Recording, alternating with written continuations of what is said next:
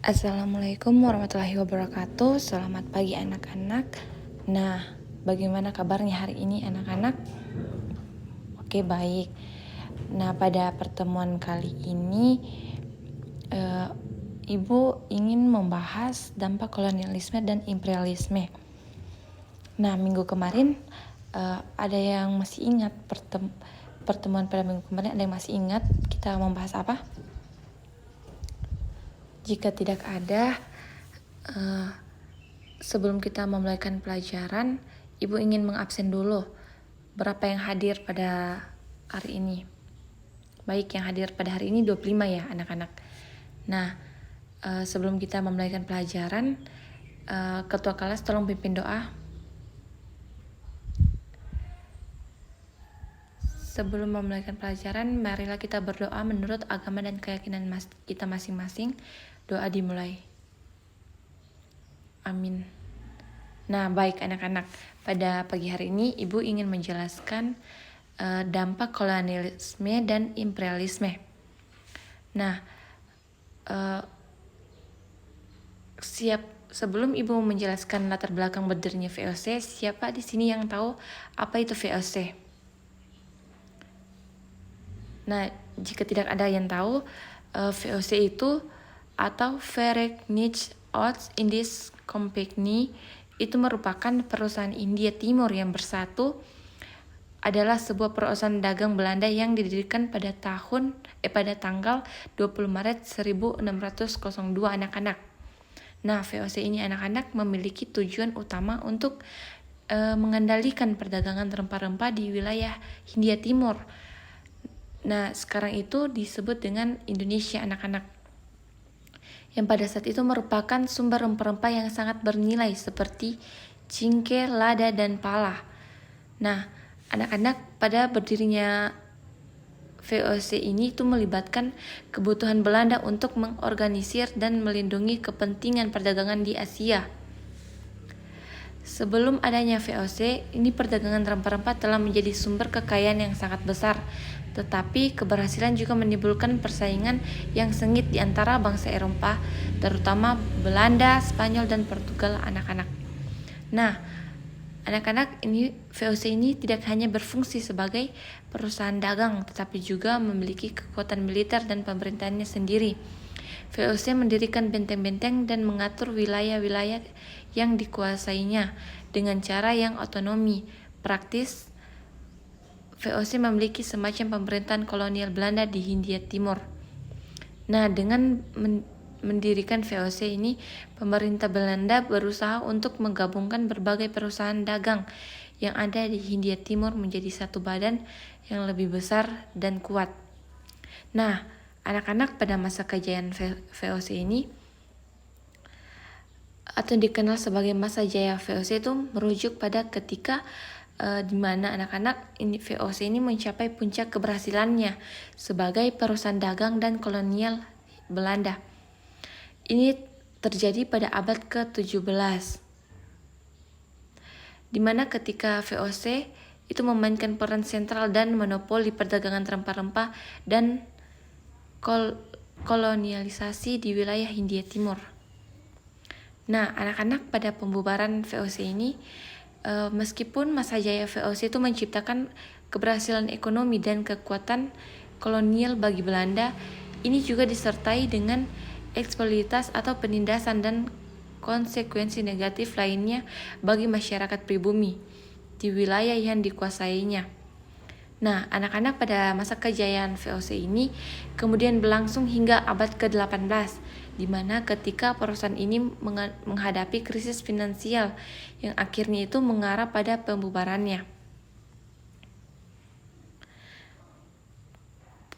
Anak-anak, pada pemerintahan Belanda ini itu berusaha menyelamatkan VOC dengan memberikan bantuan keuangan dan rekonstruksi utang, namun upaya tersebut tidak berhasil anak-anak, di mana selama perang Napoleon, VOC diserahkan kepada Prancis oleh pemerintah Belanda yang diduduki pada tahun 1905.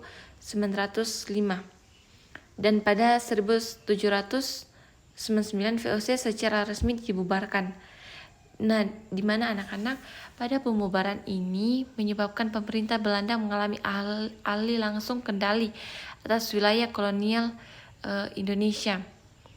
Akhirnya ini mengakhiri era kejayaan VOC dan membawa dampak jangka panjang dan sejarah kolonialisme serta perubahan ekonomi di politik di wilayah tersebut. Nah, di sini Ibu juga ingin menjelaskan di mana pengambil alihan langsung oleh kerajaan di Belanda.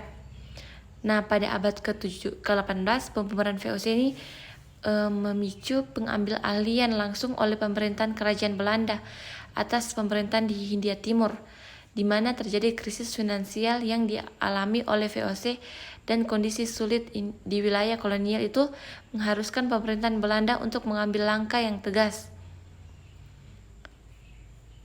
Nah, anak-anak, pada gubernur jenderal yang sebelumnya diangkat oleh VOC, kini dia diangkat langsung oleh pemerintahan kerajaan Belanda, dan administrasi kolonial Hindia Timur pun diombak untuk mencerminkan model pemerintahan yang lebih sentralistik dan terpusat di Belanda. Pemerintahan Belanda ini anak-anak itu mengambil alih kendali atas kebijakan ekonomi, administrasi keuangan dan masalah politik di Hindia Timur.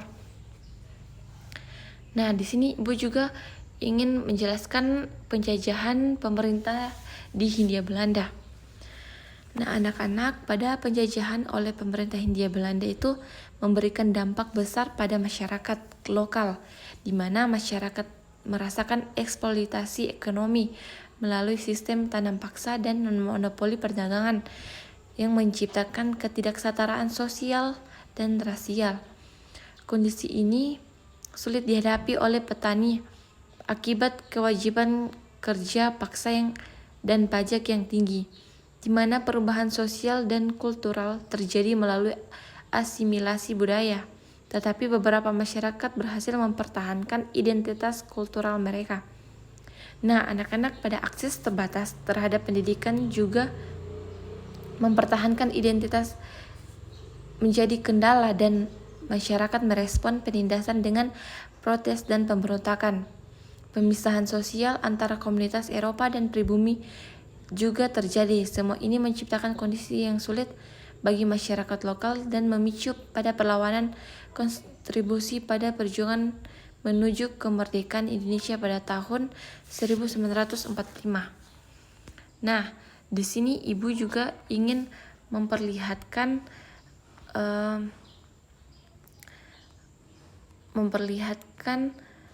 foto pada zaman dahulu, di mana dalam potret tersebut ini terlihat di mana wanita lanjut usia dari Belanda yang dibopong oleh beberapa pria pribumi. Di belakangnya terdapat beberapa wanita muda Belanda yang tersenyum ke arah kamera. Dijelaskan bahwa merupakan Louis Carl dan keluarga penjajahan di Kopeng di lereng Marabu Salatiga pada tahun 1923. Di sini anak-anak dapat dilihat bahwa terjadi sangat kelihatan bahwa ada perubahan ekonomi di orang pribumi dan orang Belanda. Nah, dalam foto tersebut juga terlihat seorang wanita yang berpakaian kebaya sederhana itu menjaga dua anjing milik majikannya. Tampak majikan berperawakan warga asing. Dalam foto tersebut, jika gambar ini merupakan potret seorang wanita Eropa bersama pelayan dan dua ekor anjingnya, peliharaannya di Kopeng Salatiga pada tahun 1935. Nah, jelas sekali terlihat bahwa perbedaan finansial antara orang Belanda dan orang pribumi atau orang Indonesia. Nah, anak-anak, sekian yang dapat Ibu jelaskan. Ada yang ingin ditanyakan? Baik, jika tidak ada, pertemuan kita pada saat ini. Ibu mohon maaf jika ada salah kata. Sekian, wabillahi taufiq wal hidayah. Wassalamualaikum warahmatullahi wabarakatuh.